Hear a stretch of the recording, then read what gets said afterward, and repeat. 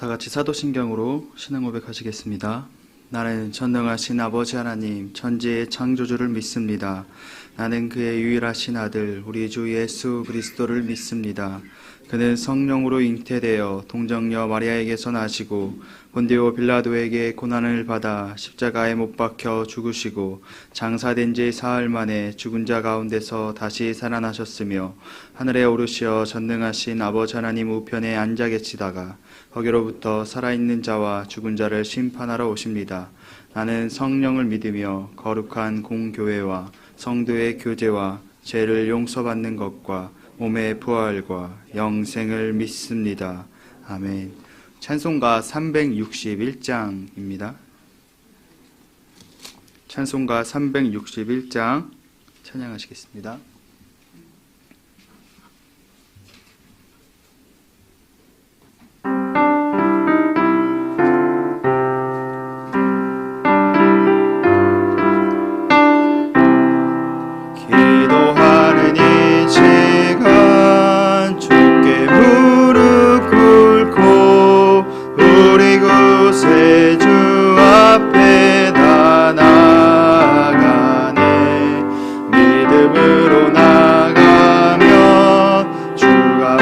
살피사 드시는 해를 주네.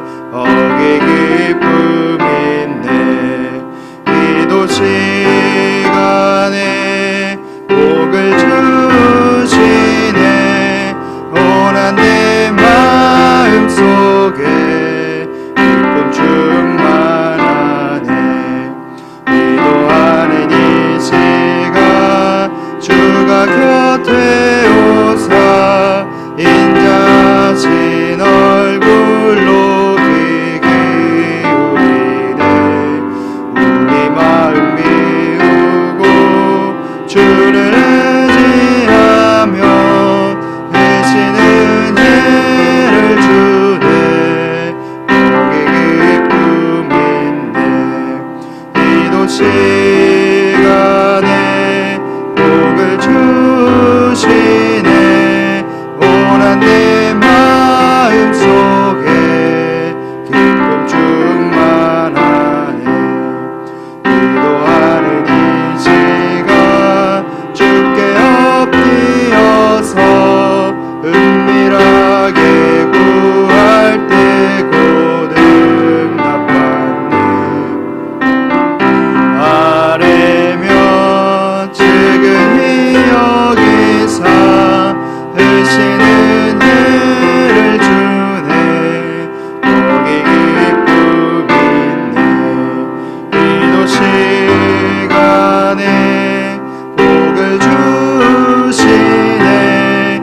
온한 내 마음 속에 기쁨 충만하네. 기도하는 이 시간 주를 의지하고 되시는 은혜 구하면 꼭 받으리라. 의지하는 마음에 근심 사라지고 되시는 해를 주네. 거기 기쁨 있네. 기도 시간에 복을 주시네. 온한 내 마음 속에 기쁨 충만하네. 아멘. 오늘 공동체 성경 읽기는 로마서 8장 말씀입니다. 제8장.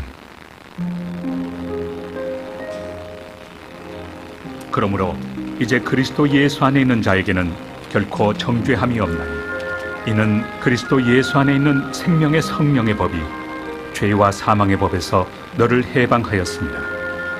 율법이 육신으로 말미암아 연약하여 할 수 없는 그것을 하나님은 하시나니 곧 죄로 말미암아 자기 아들을 죄 있는 육신의 모양으로 보내어 육신의 죄를 정하사 육신을 따르지 않고 그 영을 따라 행하는 우리에게 율법의 요구가 이루어지게 하려 하심이니라. 육신을 따르는 자는 육신의 일을, 영을 따르는 자는 영의 일을 생각하나니 육신의 생각은 사망이요 영의 생각은 생명과 평안이니라. 육신의 생각은 하나님과 원수가 되나니 이는 하나님의 법에 굴복하지 아니할 뿐 아니라 할 수도 없습니다. 육신에 있는 자들은 하나님을 기쁘시게 할 수 없느니라. 만일 너희 속에 하나님의 영이 거하시면 너희가 육신에 있지 아니하고 영에 있나니 누구든지 그리스도의 영이 없으면 그리스도의 사람이 아니라. 또 그리스도께서 너희 안에 계시면 몸은 죄로 말미암아 죽은 것이나 영은 의로 말미암아 살아있는 것입니다.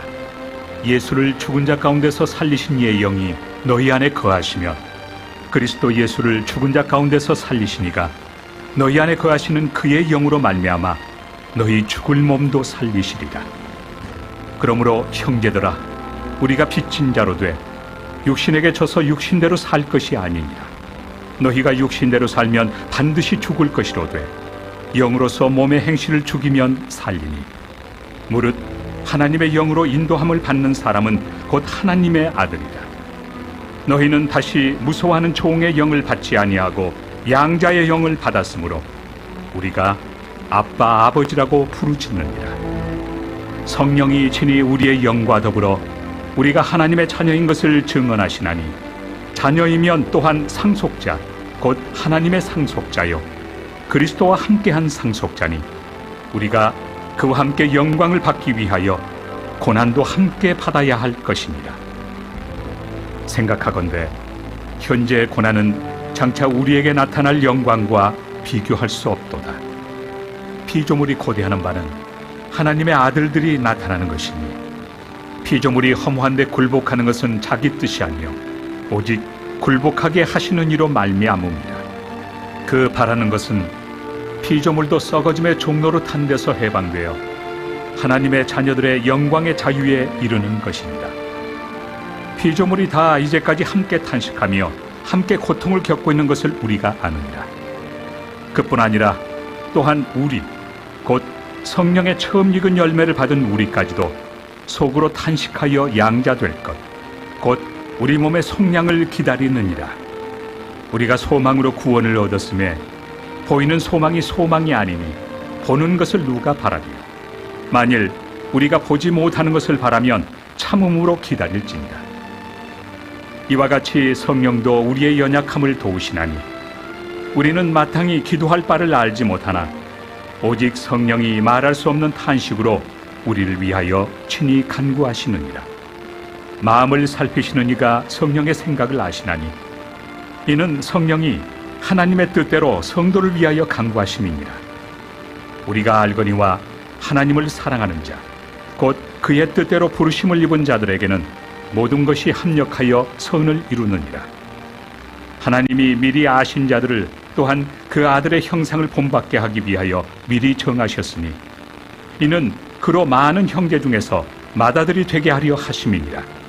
또 미리 정하신 그들을 또한 부르시고 부르신 그들을 또한 의롭다 하시고 의롭다 하신 그들을 또한 영화롭게 하셨느니라. 그런즉 이 일에 대하여 우리가 무슨 말 하리요? 만일 하나님이 우리를 위하시면 누가 우리를 대적하리요? 자기 아들을 아끼지 아니하시고 우리 모든 사람을 위하여 내주시니가 어찌 그 아들과 함께 모든 것을 우리에게 주시지 아니하겠느냐? 누가 능히 하나님께서 택하신 자들을 고발하리요? 의롭다 하신 이는 하나님이시니 누가 정죄하리요? 죽으실 뿐 아니라 다시 살아나신 이는 그리스도 예수시니 그는 하나님 우편에 계신 자요 우리를 위하여 간구하시는 자시니라. 누가 우리를 그리스도의 사랑에서 끊으리요? 환난이나 곤고나 박해나 기근이나 적신이나 위험이나 칼이랴. 기록된 바 우리가 종일 주를 위하여 죽임을 당하게 되며 도살당할 양같이 여김을 받았나이다 함과 같으니라. 그러나 이 모든 일에 우리를 사랑하시는 이로 말미암아 우리가 넉넉히 이기느니라.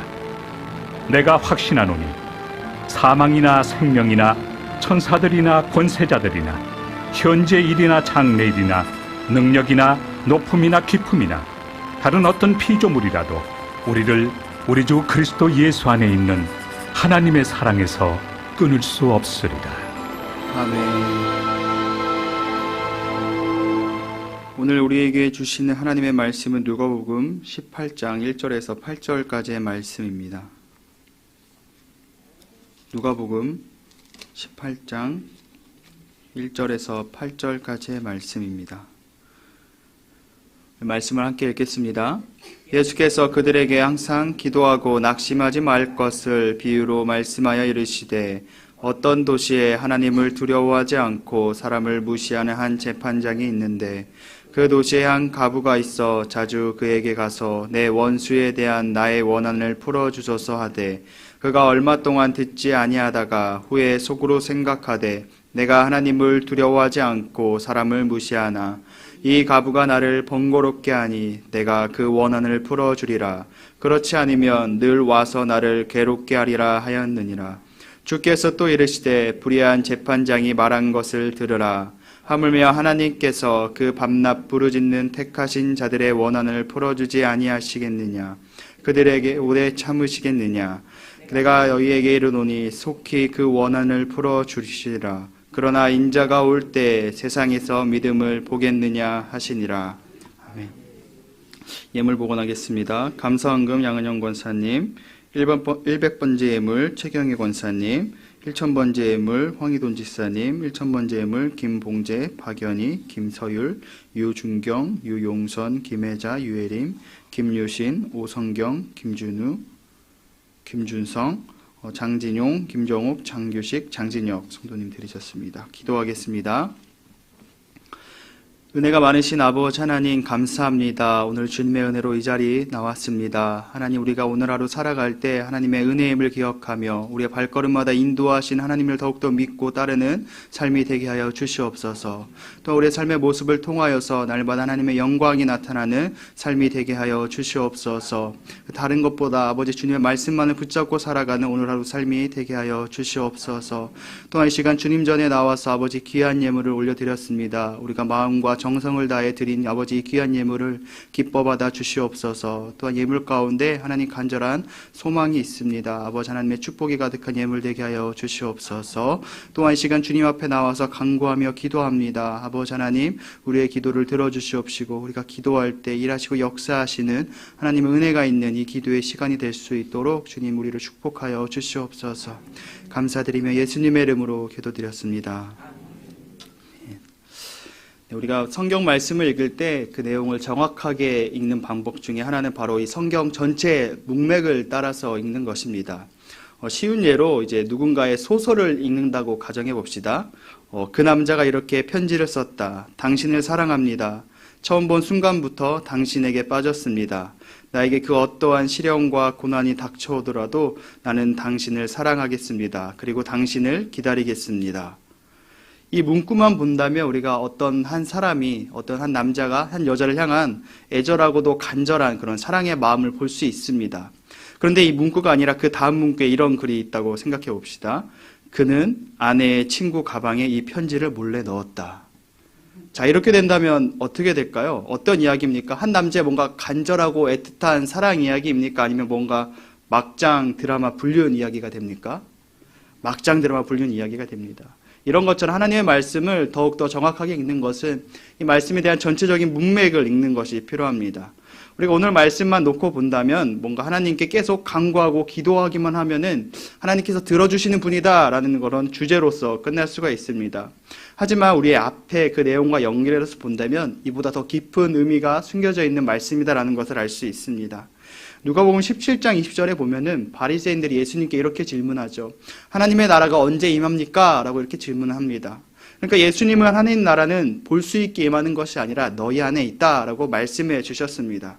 그리고 난 후에 제자들에게 예수님의 재림의 때에서 어떤 일이, 그러니까 인자의 때에 어떤 일이 나타날지를 말씀하셨습니다. 그때는 마치 노아와 같을 것이고 엄청난 일들이 뭔가 벌어질 것이다 라고 말씀하셨습니다. 이 바리새인들의 첫 질문부터 지금까지 예수님은 뭐에 대해서 말씀하고 계시냐면 하나님 나라에 대한 그 주제에 대해서 계속 말씀하고 계신 것입니다. 그러면서 말씀하면서 이렇게 제자들에게 질문했었죠. 제자들이 예수님에게 주님 그렇다면 그 예수님께서 말씀하신 그 노아의 때, 그 롯의 때 그러한 일들이 언제 일어납니까? 라고 질문했습니다. 그런데 예수님은 이 질문을 듣고 나서 대답을 하시는 것이 아니라 그 대답은 바로 오늘 말씀에 읽은 이 비유에 대한, 과부와 재판장에 대한 비유를 들어서 말씀하셨습니다. 예수님에게 재림의 때에 나타날 이야기를 들은 제자들의 마음이 우선 어땠을 것 같습니까? 제자들이 뭔가 이때가 오면은 빨리 이때 오기를 기다렸을까요? 예수님께 분명 노아의 때와 같이 뭔가 소돔과 고모라에 뭔가 유황불이 떨어지는 그 놀랍고 무서운 그 두려운 상황을 들었기 때문에 제자들은 언제 일어나는지 물은 이유는 10년 뒤에 일어날 거야, 20년 뒤에 일어날 거야 하면은 거기에 대한 어떤 나름의 준비를 하기 위함이었을 것입니다. 그러면서 나름 준비를 하기 위해서 예수님께 물어봤지만 예수님은 이 비유를 말씀하신 것이죠. 그러면서 이 비유를 통해서 더욱더 정확하게 하나님 나라의 때에서 우리가 어떻게 준비해야 되는지를 더욱더 정확하게 말씀해 주시는 비유가 바로 2절 말씀의, 이 오늘 본문의 말씀의 비유입니다. 우리 2절 말씀 함께 읽어보겠습니다. 이때 어떤 도시에 하나님을 두려워하지 않고 사람을 무시하는 한 재판장이 있는데, 한 도시에 하나님을 두려워하지 않고 사람을 무시하는 재판장이 있습니다. 한마디로 말하면 불의한 재판장입니다. 근데 그 도시에 또 어떤 과부가 있냐면 원한을 가지고 있는, 뭔가 억울한 사정이 있는 과부가 있었습니다. 근데 재판장에 가서 자신의 원한을, 자신의 억울함을 들어달라고 호소하지만 재판장이 들어주지 않았습니다. 그러자 이 과부가 어떻게 합니까? 이 재판장은 불의한 재판장이기 때문에 아무리 말해도 소용이 없다면서 포기합니까? 그렇지 않습니다. 이 과부는 계속해서 가서 말합니다. 3절 말씀에 보면 과부가 자주 그에게 갔다라고 말씀하고 있습니다. 그러니까 이 과부는, 이 재판장이 자신의 원한을 들어줄 때까지 계속 찾아갔던 것입니다. 그러면서 재판장이 어느 날 쉬고 있는데 스스로가 이렇게 생각하죠. 5절 말씀 읽어보겠습니다. 이 과부가 나를 번거롭게 하니 내가 그 원한을 풀어주리라. 그렇지 않으면 늘 와서 나를 괴롭게 하리라 하였느니라. 재판장은 계속해서 찾아오는 과부를 생각해 보니까 내가 만약에 이 과부의 이 원한을 들어주지 않으면은 계속해서 나를 와서 귀찮게 하겠구나 라면서 뭔가 스스로 자신의 편한 삶을 생각합니다. 그러면서 이렇게 생각하죠. 이렇게 와서 괴롭힐 바에는 차라리 내가 이 과부의 원한을 들어줘야겠다라고 생각합니다. 이 이야기는 제자들이 걱정하고 금신하는 것에 대한 예수님의 위로와 권면이 있는 그 말씀이죠. 6절 말씀 읽어보겠습니다. 주께서 또 이르시되 불의한 재판장이 말한 것을 들으라. 주님께서는 이제 이 말씀, 이 과부와 재판장에 대한 이야기를 멈추시고 이 불의한 재판장이 말한 것을 들으라 라고 합니다. 불의한 재판장이 뭐라고 했습니까? 이 과부가 나를 번거롭게 하니까 그 원한을 풀어줘야겠다라고 말한 것을 기억하라는 말씀이십니다. 이 비유에 들려주신 목적이 무엇인지 우리가 7절 말씀을 우리 한 번 더 읽어보겠습니다. 하물며 하나님께서 그 밤낮 부르짖는 택하신 자들의 원한을 풀어주지 아니하시겠느냐? 그들에게 오래 참으시겠느냐? 하나님을 두려워하지도 않았고 사람을 무시하는 재판관이 계속해서 그 원한을 가진 과부가 찾아오니까 그 불의한 재판장 또한 그 원한을 들어줬는데, 하물며 공의롭고 정의로우신 하나님, 사람을 사랑하시는 그 하나님께서 백성들의 간청을 어떻게 무시하겠느냐라고 하면서 하나님께서 어떤 마음을 갖고 계신지를 지금 말씀해 주고 계신 것입니다. 그러면서 마지막 8절에 이렇게 말씀하셨습니다. 읽어보겠습니다. 내가 너희에게 이르노니 속히 그 원한을 풀어주시리라. 그러나 인자가 올 때 세상에서 믿음을 보겠느냐 하시니라. 재림의 때에 다가올 날들을 기다리는 것을 뭔가 두려워하는 제자들에게 예수님은 이 비유를 통해서 위로하셨던 것입니다. 그리고 이렇게 권면하십니다. 그러나 인자가 올 때 세상에서 믿음을 보겠느냐. 이 말씀은 주님이 다시 오실 때 끝까지 이 믿음을 지키는 자들이 과연 있겠느냐라는 질문을 하신 거죠. 예수님은 앞으로 다가올 미래를 알고 계셨습니다. 제자들이 겪게 될 핍박과 고난과 박해 또한 알고 있었습니다. 그리고 예수님은 미래에 다가올 그러한 고난 속에서, 그 어려움 속에서도 끝까지 믿음을 지켜낼 수 있도록 알려주신 것이 바로 오늘 본문의 말씀입니다. 예수님께서는 1절에 이런 말씀하셨습니다. 그들에게 항상 기도하고 낙심하지 말아야 할 것을 비유로 말씀하셨던 것입니다. 예수님은 기도하고 낙심하지 말 것을 말씀하셨습니다. 여러 어려움 속에서도 끝까지 예수님의 때를 기다리는 그 방법이 뭐였냐? 바로 기도였다라는 것이죠. 예수님이 승천하시고 난 후에 제자들이 기다리고 고대했던 것은 바로 예수님의 재림이었을 것입니다. 예수님이 언제 오시나, 예수님께서 언제 이 땅에 다시 재림하셔서 올바른 온전한 하나님의 나라를 완성하실까를 제자들은 기다리고 소망했을 것입니다. 근데 10년이 지나고, 근데 20년이 지나고 30년이 지나면서 이 재림에 대한 기대와 소망은 조금씩 줄어들었을 것입니다. 또한 한편으로는 고난과 박해가 더욱더 계속되니까 이 제자들은 그럴 때마다 무엇을 생각하고 무엇을 붙잡았냐면 예수님께서 하신 말씀을 붙잡았을 것입니다. 예수님의 그 재림의 말씀을 붙잡았을 것이고, 또한 예수님이 그 어려운 가운데 하나님의 나라를 기다려야 했을 때 어떻게 기다리냐, 바로 기도하면서 기다리라는 그 말씀을 붙잡고 그 믿음을 지켰던 것입니다. 하나님 나라를 기다리고 살아가는 자들에게 언제나 기도하고 또 기도하며 준비하실 것을 말씀하는 것이 바로 오늘 본문의 주제입니다. 예수님의 이 재림을 기다리는 방법은 무엇이냐? 바로 기도한다라는 것입니다. 때로는 우리가 예수님의 재림을 기다리는 그러한 신앙 앞에서 우리의 신앙을 지키는 것이 힘들 때가 있습니다. 또한 이 세상의 불의로 힘들 때가 있습니다. 오히려 하나님의 말씀을 붙잡고 살아간다고 하지만 그 말씀을 붙잡는 게 오히려 세상 가운데 우리에게 안 좋은 그러한 환경을 주어질 때가 있습니다. 하지만 그러한 상황에서도 예수님은 포기하지 말고 끝까지 믿음을 지킬 것을 말씀하고 있습니다. 그럴 때마다, 그러한 어려움이 다가올 때마다 예수님은 지금 기도할 것을 말씀하고 있는 것입니다. 하나님의 나라를 이루어가는 삶을 살아갈 때 우리에게 다가온 많은 문제와 많은 원한들과 불의들 앞에 우리 어떻게 해야 되냐? 바로 기도해야 됨을 말씀하고 있습니다. 끝내 완전한 정의를 이루실 하나님을 바라보며 살아가야 됩니다. 우리가 이러한 어려운 상황 속에서 우리가 기도할 때 우리는 하나님과 더욱더 친밀해질 수 있습니다. 우리가 이러한 상황일 때 기도할 때 우리는 시험을 이겨낼 수 있습니다. 우리가 이렇게 기도할 때 우리는 믿음을 지킬 수 있습니다. 8절 마지막에 보면 예수님은 이렇게 말씀하셨죠. 예수님은 인자가 올 때 그 믿음을 보겠느냐라고 제자들에게 오히려 질문하셨습니다.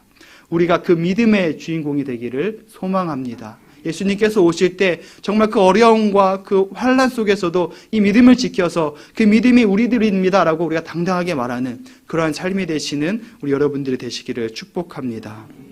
우리 시간 함께 기도하도록 하겠습니다. 시간 기도 제목 함께 읽겠습니다. 하나님께 쓰임받는 삶 되게 하소서. 셀에 부흥을 주소서. 또한 중보기도 요청입니다. 우리 김명희 권사님께서 극성 혈액암으로 길병원에 입원 중에 계십니다. 우리 환우들을 위해서, 또한 우리 김명희 권사님을 위해서 우리 함께 간절하게 중보기도 하시기를 소망합니다. 우리 시간 각자의 기도 제목 가지고, 또한 오늘의 기도 제목 가지고 간절하게 주여 세 번 외치고 다 같이 기도하도록 하겠습니다.